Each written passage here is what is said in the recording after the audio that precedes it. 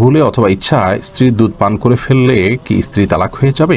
সালাতের সময় হয়ে গেলে আজান শুরুর আগেই কি নামাজ আদায় করা যাবে? ভাত খাওয়ার সময় কি বাম হাতে গ্লাস ধরে পানি খাওয়া যাবে?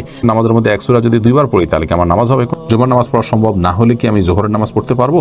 সবসময় কি মাথায় কাপড় দিতে হবে? নামাজরত অবস্থায় সিজদা যাওয়ার আগ মুহূর্তে সিজদার স্থানে ধুলা বালি ফু দিয়ে পরিষ্কার করা যাবে কি না? ওযু করার সময় আজান উত্তর দেওয়া যায় কি? বিবাহের সময় ছেলেরা কি হাতে মেহেদি আঙ্গুলে স্বর্ণ দিতে পারবে? গর্ভাবস্থায় সহবাস করা সম্পর্কে ইসলামে কোনো বিধিনিষেধ আছে কি না? কোনো ঘরে প্রাণীর ছবি থাকলে নামাজ হয় না, বিকল্প ব্যবস্থা না থাকলে কি করবো? বাচ্চা হওয়ার আগেই তার নাম ঠিক করে রাখা যাবে কিনা? আমি মানত করেছিলাম সুস্থ হলে 500 টাকা দান করব, কিন্তু মনে নেই এতিমকে না মাদ্রাসা, এখন কি করব? কাফনের কাপড় নাকি দরদাম করে কেনা যায় না, কতটা শরীয়তসম্মত? আমি একজন গৃহিণী, প্রতিদিন সংসারের অনেক কাজ করা হয়, এই কাজ করে কিভাবে সওয়াব অর্জন করতে পারবো? মানে সংসারের কাজকে কিভাবে ইবাদতে রূপান্তরিত করতে পারি? বিলম্ব না করে চলুন আমরা আপনাদের প্রশ্ন উত্তর দেওয়ার পালায়। শরীফুল ইসলাম, আপনি আমাদের ইউটিউব চ্যানেলে প্রশ্ন করেছেন, কাফনের কাপড় নাকি দরদাম করে কেনা যায় না, কতটা শরীয়তসম্মত? এই মাসালা হয়তো কোনো কাফনের কাপড়ের ব্যবসায়ী তার সুবিধার জন্য আবিষ্কার করছে কিনা, আল্লাহ আলাম। কারণ হলো এই ধরনের মাসআলা থাকলে তো কাফনের কাপড়ের বিক্রেতা যারা তারা লাল হয়ে যাবে, যে কোনো দাম চাইবে, আপনি দরদাম করতে পারবেন না। মূলত এরকম কোনো কথা কোনো দেশে বলা হয়নি। অন্য 10টি জিনিসের মতো কাফনের কাপড়ও আপনি দরদাম করে কিনতে পারবেন, কোনো অসুবিধা নেই। এস এম রেজওয়ানুল খান, আপনি লিখেছেন, উভয় পক্ষের বাবা মা বেঁচে না থাকলে বিবাহের নিয়ম তরিকা কি হবে? অভিভাবক হিসাবে বড় ভাই আছেন, বড় ভাই না থাকলে চাচা আছেন, পরবর্তী যে স্টেপের অভিভাবক আছেন সে সমস্ত অভিভাবকদের মাধ্যমে বিবাহের অ্যারেঞ্জ করবেন। এরপরে সুমাইয়া আক্তার সুমা, আপনি লিখেছেন, কোনো ঘরে প্রাণীর ছবি থাকলে নামাজ হয় না, বিকল্প ব্যবস্থা না থাকলে কি করব? যদি বিকল্প ব্যবস্থা না থাকে তাহলে সেক্ষেত্রে ওই প্রাণীর ছবিকে ডেকে নামাজ পড়বেন। আর নামাজ হয় না বিষয়টা সেরকম না, ওই জায়গায় নামাজ পড়লে মাকরুহ হবে। বিশেষ করে যদি আপনার সলাতে সিজদার জায়গায় থাকে, সামনে থাকে, তাহলে সেক্ষেত্রে সেটা তো দৃশ্যত তাকে সিজদা করছেন এরকম আপনার মনেও আসতে পারে, বা দেখলে সেরকম দেখা যেতে পারে। এই জন্য একটু সরিয়ে নেবেন বা উপর করে রাখবেন। এভাবে বিভিন্নভাবে আপনি চেষ্টা করবেন। তাতেও যদি কোনো এরকমও যদি কোনো উপায় না থাকে তাহলে আপনি ওখানে সালাত আদায় করে নামাজ হবে না, বিষয়টা সেরকম না, মাকরুহ হবে, অপছন্দনীয় হবে। এরপর এমডি মাহমুদ হাসান, আপনি লিখেছেন, নামাজরত অবস্থায় সিজদা যাওয়ার আগ মুহূর্তে সিজদার স্থানে ধুলা বালি ফু দিয়ে পরিষ্কার করা যাবে কি না? একান্ত প্রয়োজন না হলে এটি করবেন না, এবং এটি করতে গিয়ে অনেক সময় আমলে কাসির হয়ে যায়। অর্থাৎ আপনি এত বেশি ফু দিচ্ছেন, অনেককে দেখা যায় যে সিজদা যেতে গিয়ে এত বেশি ফুটা দিচ্ছেন আশেপাশে, তিনি আমলে কাসির করে ফেলছেন। অর্থাৎ তাকে একজন দর্শক দেখে নামাজে আসেন নাকি এমনিতে তিনি জায়গা পরিষ্কার করছেন, এটা নিয়ে সন্দেহের মধ্যে পড়ে যায়। এত বেশি যদি তার নামাজের অবস্থা থেকে, হাইয়াত থেকে তিনি সরে যান, তাহলে সেক্ষেত্রে তার নামাজ কিন্তু বিশুদ্ধ হবে না এবং নামাজ নষ্ট হয়ে যাবে। আর যদি এত বেশি মানে তিনি নড়াচড়া না করেন, বরং খুব আলতোভাবে ফু দিয়ে জায়গা পরিবর্তন করেন, পরিষ্কার করেন, তাহলে সেটা জায়েজ হবে। যদি এত ধুলাবালি হয় যে নিঃশ্বাসের সাথে তার নাকে ঢুকবে, তিনি ক্ষতিগ্রস্ত হবেন, অসুস্থ হবেন, এরকম আশঙ্কা থাকে, তাহলে এটি করা যেতে পারে। হাত দিয়ে একটু সরা দিলেন বা আপনি নাক দিয়ে ফু দিলেন, এটি জায়েজ আছে। কিন্তু একান্ত যদি জরুরি না হয়, তাহলে শুধুমাত্র সূচিবায়ের কারণে বা অতি শৌখিনতার কারণে এমনটি করা সালাতের যে সৌন্দর্য সেটাকে নষ্ট করে দেয়। আয়েশা সিদ্দিকা রিনি আইডি থেকে লিখেছেন, আমি মানত করেছিলাম সুস্থ হলে 500 টাকা দান করব, কিন্তু মনে নেই এতিমকে না মাদ্রাসা, এখন কি করব? আপনি যে কোনো দানের খাতে আপনি দান করলে আদায় হয়ে যাবে ইনশাআল্লাহ বিদিনিল্লাহ। সিরাজুল ইসলাম আইডি থেকে আপনি লিখেছেন, বাচ্চা হওয়ার আগেই তার নাম ঠিক করে রাখা যাবে কিনা? যাবে, কোনো অসুবিধা নেই। বাচ্চা হওয়ার আগে থেকে, ছেলে হোক মেয়ে হোক, ছেলে হওয়ার সমাবেশী হিসেবে ছেলের নাম, অথবা ছেলে মেয়ে দুইটা রেখে দিলেন, আগে থেকে ঠিক করে রাখলেন, কোনো অসুবিধা নেই। হাই ব্যাখ্যাত, আপনি ইউটিউব থেকে লিখেছেন, আমি একজন গৃহিণী, প্রতিদিন সংসারের অনেক কাজ করা হয়, এই কাজ করে কিভাবে সওয়াব অর্জন করতে পারবো? মানে সংসারের কাজকে কিভাবে ইবাদতে রূপান্তরিত করতে পারি? দেখুন, একজন গৃহিণী তার সাংসারিক কাজকে ইবাদতে রূপান্তর করবার জন্য তার প্রথম কাজ হলো প্রত্যেকের হক যথাযথভাবে আদায় করা, সন্তানকে সঠিকভাবে লালন পালন করা, আল্লাহর সঙ্গে পরিচিত করানো, আল্লাহর নির্দেশে পরিচালনা করা, তাদেরকে সালাতে শিক্ষা দেওয়া, ইসলামী ভাবধারা শিক্ষা দেওয়া, স্বামীকে তার হকগুলো আদায় করা। নবী সাল্লাল্লাহু আলাইহি ওয়াসাল্লাম বলেছেন, ওই মহিলা সবচেয়ে ভালো, শ্রেষ্ঠ, উত্তম, যাকে দেখে তার স্বামী সন্তুষ্ট থাকেন, দেখলে তার ভালো লাগে। এভাবে তিনি চলাফেরা করেন। অনেক হাদিসে আসছে, নবী সাল্লাল্লাহু আলাইহি ওয়াসাল্লাম বলেছেন, ইযা সাল্লাতিল মারআতু খামসাহা ওয়া সামাত শাহরাহা ওয়া আতাআত বা'লাহা ওয়া হাফিজাত ফারজাহা, যে মহিলা প্রত্যেক সালাত আদায় করেন, রমজানের সিয়াম পালন করেন, তার স্বামীর আনুগত্য করেন, লজ্জাস্থান হেফাজত করেন, সে জান্নাতের যে কোনো দরজা দিয়ে প্রবেশ করতে পারবে।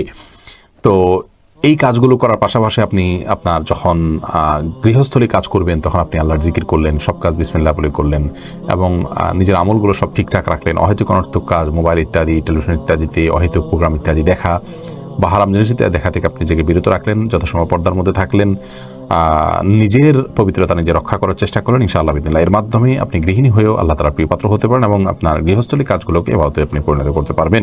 মোহাম্মদ নাহিদুল ইসলাম আপনি লিখেছেন, অজু করার সময় আজানের উত্তর দেওয়া যায় কি? অজু করার ফাঁকে ফাঁকে আপনি যদি পানি অপচয় করা ছাড়া আজানের জবাব দিতে পারেন তো অবশ্যই দিতে পারেন। তবে মোহাম্মদ হাসান আপনি লিখেছেন, গর্ভাবস্থায় সহবাস করা সম্পর্কে ইসলামে কোনো বিধিনিষেধ আছে কি না? না, গর্ভাবস্থায় সহবাস করার পরে ইসলামের কোনো বিধিনিষেধ নাই। তবে আপনি এই অবস্থায় সহবাস করলে যদি বা গর্ভস্থ সন্তানের ক্ষতি হয় বা স্ত্রীর কষ্ট হয় বা ক্ষতি হয়, তাহলে সেক্ষেত্রে সেটি করা উচিত হবে না। শিশির ভেজা ঘাস এই আইডি থেকে আপনি লিখেছেন, সবসময় কি মাথায় কাপড় দিতে হবে? না, সবসময় মাথায় কাপড় দিতে হবে বোন, এমনটি মোটেও আবশ্যক নয়। আপনি পরপুরুষের সামনে গেলে বা সে আপনাকে দেখে ফেলতে পারে এরকম হলে সেক্ষেত্রে মাথায় কাপড় না, শুধুমাত্র আপনি আপনার সৌন্দর্য ঢাকবেন, মাথার কাপড়কে আরও টেনে দিয়ে আপনার সৌন্দর্য এবং রূপ লাবণ্য এগুলোকে ঢেকে তার সামনে যাবেন। আর এর বাইরে আপনি আপনার বাসায় আপনার বাবা, ভাই, বোন বা আপনার মহিলারা, তারপর আপনার ছেলে, মাহরাম যারা আছেন তাদের সামনে আপনাকে মাথা সবসময় ঢেকে রাখতে হবে কাপড় দিয়ে, এমনটা আবশ্যক নয়। তবে হ্যাঁ, আপনি ফিতনার এই যুগে নিজেকে যথাসম্ভব সেফে রাখার জন্য আপনি অন্য পুরুষদের সামনে, অর্থাৎ বাসার মাহরম পুরুষদের সামনে, ধরুন শ্বশুর আছেন, আপনার বড় ভাই আছেন, বড় সন্তান, ছেলে সন্তান আছেন, তাদের সামনে মাথায় কাপড় টাপড় দিয়ে থাকতে পারলে ভালো, কিন্তু মাথায় কাপড় দিয়ে রাখতে হবে সব সময়, এটা পর্দার নির্দেশ এরকমটি কিন্তু নয় নিজের পরিবারের সদস্যদের সামনে, অর্থাৎ মাহরামদের সামনে। জয়নাল মুন্সি আপনি লিখেছেন, বিবাহের সময় ছেলেরা কি হাতে মেহেদি, আঙ্গুলে স্বর্ণ দিতে পারবে? মেহেদি এটা নারীদের ভূষণ, নারীরা দিবে, বিশেষ করে হাতে পায়ে, চুলে বা দাড়িতে ছেলেরা দিতে পারে। নবী আলাইহিস সালাম এক নারীর হাত দিয়ে কিছু দিচ্ছিলেন, তো তার হাতে মেহেদি ছিল না। নবী আলাইহিস সালাম বলেছেন যে এটা কি পুরুষের না মহিলার হাত? বলা হলো মহিলার হাত। তখন তিনি বললেন যে মহিলার হাত কেমন, যে মেহেদি নাই? তার মানে মহিলারা মেহেদি পড়তেন তখন, তাদের আদা ছিল এটি, কিন্তু পুরুষ সেটি করবে না, অর্থাৎ নারীর সাথে পুরুষ সাদৃশ্য গ্রহণ করা নিষেধ।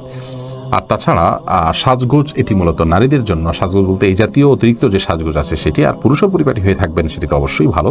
শাহাদাত হোসেন আপনি লিখেছেন, জুমার নামাজ পড়া সম্ভব না হলে কি আমি জোহরের নামাজ পড়তে পারবো?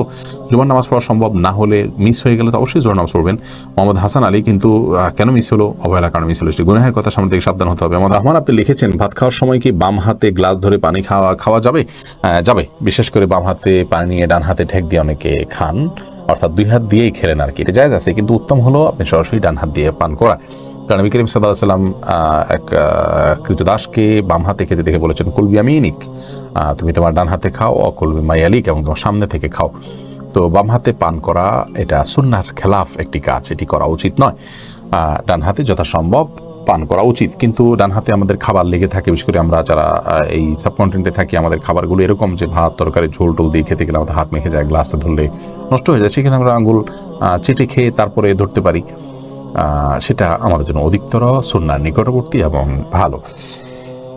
কিন্তু যদি কেউ বাম হাতে খেয়ে ডান হাত দিয়ে ঠেক দেন, তাহলে সেটাকেও আপনি আপনার ভুল বলবেন বা গুনাহ হয়েছে এরকম বলার কোনো সুযোগ নেই, সেটাও করা যেতে পারে। অনেক ওলামা একরাম সেই পরামর্শ দিয়ে থাকেন। মাহদি হাসান আপনি লিখেছেন, নামাজের মধ্যে এক সূরা যদি দুইবার পড়ি তাহলে কি আমার নামাজ হবে? কোনো অসুবিধা, নামাজ হয়ে যাবে। এক সূরা যে একাধিকবার পড়তে হবে, এক সূরা যে একবার বেশি পড়া যাবে না, এমন কোনো বাধ্যবাধকতা নেই। আমরা সূরা তারাবির সালাতে যে পড়ি, এক রাকাতে তো অনেক সূরাও পড়ি, তাই না? কোনো অসুবিধা নেই। জান্নাতুল ইমিন আপনি লিখেছেন, সালাতের সময় হয়ে গেলে আজান শুরুর আগেই কি নামাজ আদায় করা যাবে? সালাতের সময় হয়ে গেলে আজান শুরুর আগে আপনি সালাত আদায় করতে পারেন, কোনো অসুবিধা নেই। সালাতের সময় হওয়াটা হলো মূল। ইন্না সালাতা কানাত আলাল মুমিনিনা কিতাবাম মাওকুতা, সালাত নির্দিষ্ট সময় আদায় করাটাকে ফরজ করা হয়েছে। আজান হলে তারপরে জামাত হবে, আজান হলো ডাকার জন্য, কিন্তু তার আগে মা বোনরা তার জায়গায়, পুরুষরাও তার জায়গায় সালাত আদায় করতে পারবেন, কোনো অসুবিধা নেই। আরমান হুসাইন আপনি ইউটিউব চ্যানেল থেকে প্রশ্ন করেছেন, ভুলে অথবা ইচ্ছায় স্ত্রীর দুধ পান করে ফেললে কি স্ত্রী তালাক হয়ে যাবে? দেখুন, ভুলে বা ইচ্ছাকৃতভাবে যদি কোনো স্বামী তার স্ত্রীর দুধ পান করে ফেলে, তাহলে তার কারণে তাদের বৈবাহিক সম্পর্ক নষ্ট হবে না, এটি বিশুদ্ধতর মত এবং এটি জমহুর উলামা ইকরামের মত। কেউ কেউ এর ব্যতিক্রম বলেছেন, কিন্তু সেটি আসলে গ্রহণযোগ্য নয়। অতএব স্বামী যদি স্ত্রীর স্তনে মুখ দিয়ে দুধ পান করে ফেলেন ভুলে, তাহলে তার কারণে সম্পর্ক, তাদের স্বামী স্ত্রীর সম্পর্ক নষ্ট হবে না। নবী করিম সাল্লাল্লাহু আলাইহি ওয়াসাল্লাম বলেছেন, ফাইন্নামার রাদাআতু মিনাল মাজাআহ, অন্য হাদিসে আসছে লা রাদাআ ইল্লা লা রাদাআ ইল্লা ফি সানাতাইন, আও কামা ক্বালা আলাইহিস সালাতু ওয়াস সালাম। 2 বছরের বাইরে গেলে যদি দুধ পান করানো হয়, সে দুধ পান করানোর ভিত্তিতে হারাম হওয়ার সম্পর্ক সাব্যস্ত হবে না। এবং এ বিষয়ে দুরুল মুখতারের মধ্যেও স্পষ্ট ফতোয়া রয়েছে, এবং প্রয়োজন ছাড়া আপনার প্রয়োজন ছাড়া আপনার একজন মানুষ অহেতুক কর্মকাণ্ড থেকে যথাসম্ভব, বিশেষ করে যেখানে নানা রকমের রিস্ক আছে, নানা রকমের আপনার সুবিধা অসুবিধার দিক সেখানে চলে আসতে পারে, এ ধরনের বিষয়ে মানুষ যথেষ্ট সাবধান এবং সচেতন হতে হবে। স্ত্রীর দুধ যদি অনিচ্ছাকৃতভাবে কারোর মুখে চলে যায় এবং সে পান করে ফেলে, তাহলে সেটা মানে ইচ্ছাকৃত যদি কেউ করে তাহলে সেটা নাজায়েজ হবে, গুনাহের কথা হবে। যদিও কোনো কাম জায়েজ বলেছেন, কিন্তু নাজায়েজ এবং গুনাহ হবে, এই মতটি অধিকতর শক্তিশালী। সাবির আহমেদ আপনি আইডি থেকে লিখেছেন, মসজিদে না গিয়ে নিয়মিত নিজের ওয়াইফের সাথে ঘরে জামাতে নামাজ আদায় করা কি সঠিক হবে? মোটেও সঠিক হবে না ভাই সাব্বির। কারণ হলো, আমাদেরকে আল্লাহ রাব্বুল আলামিন যে দিন দিয়েছেন, এই দিনে 5 ওয়াক্ত সালাত হলো সবচেয়ে গুরুত্বপূর্ণ আমল। আর এই 5 ওয়াক্ত সালাত পুরুষদের জন্য মসজিদে গিয়ে সালাত আদায় করার নির্দেশনা আমাদেরকে দেওয়া হয়েছে। নবী সাল্লাল্লাহু আলাইহি ওয়াসাল্লাম বলেছেন, 3 ব্যক্তি যাদের ব্যাপারে আল্লাহ রাব্বুল আলামিন নিজে জামিন এবং জিম্মাদার হয়ে যান, তাদের মধ্যে এক ব্যক্তি হলেন ওই ব্যক্তি যে মসজিদে যাতায়াত করে সালাত আদায় করার জন্য। অন্য এক হাদিসে নবী আলাইহিস সালাম বলেছেন, আলা আদুল্লুকুম আলা মা ইয়ামহুল্লাহু বিল খাতায়া ওয়া ইয়ারফাউ বিহিদ দারাজাত। আমি তোমাদেরকে এমন আমলের কথা বলে দিব না যে আমলের কারণে আল্লাহ তাআলা তোমাদের মর্যাদা বৃদ্ধি করবেন এবং তোমাদের ভুল ত্রুটি এগুলোকে মাফ করে দিবেন। সেই প্রশ্নের পর সাহাবীরা বলেছে, অবশ্যই বনি রাসূলুল্লাহ। তখন নবী সাল্লাল্লাহু আলাইহি ওয়াসাল্লাম যে আমলগুলোর কথা বলেছেন, তার মধ্যে একটা আমল হলো মসজিদে যে ঘন ঘন যায়। তো মসজিদে যাওয়া, মসজিদে গিয়ে সালাত আদায় করার জন্য নির্দেশ আমাদেরকে দেওয়া হয়েছে। আর জামাতের আয়োজনটা মসজিদে হবে পুরুষদের জন্য, এতেই জামাতের যে উদ্দেশ্য সেটা সাধিত হবে। বাসায় আপনি যদি আপনার স্ত্রীকে নিয়ে জামাত নিয়মিত করেন, অথচ আপনার হাতের নাগালে আশেপাশে মসজিদ থাকে, তাহলে আপনার এই কাজটি উচিত হবে না, সঠিক হবে না। জামাতের সাথে সালাত আদায়ের যে নির্দেশ, সেই নির্দেশটা পালন হবে না। হ্যাঁ, আপনি জামাত আদায়ের সবটা পেলেন শুধুমাত্র। অবশ্য এ বিষয়ে রদ্দুল মুখতারের যে ফতোয়া রয়েছে, সেই ফতোয়া যদি আমরা সামনে রাখি, তাহলে সেক্ষেত্রে দেখতে পাই যে যদি আপনার পরিবার পরিজনের সদস্য যারা আছেন তাদেরকে নিয়ে আপনি জামাতের আয়োজন করেন, ধরুন মসজিদ দূরে, আপনি আপনার বাসা বাড়িতে বা আপনার বিল্ডিংয়ে যারা আছে তাদেরকে নিয়ে আপনি সালাতের আয়োজন করলেন, জামাতের আয়োজন করলেন সবাইকে নিয়ে, তাহলে এটা মাকরুহ হবে না। কিন্তু সেক্ষেত্রেও মসজিদে জামাতের সাথে সালাত আদায় করাকে আফদল বলা হয়েছে রদ্দুল মুখতারে।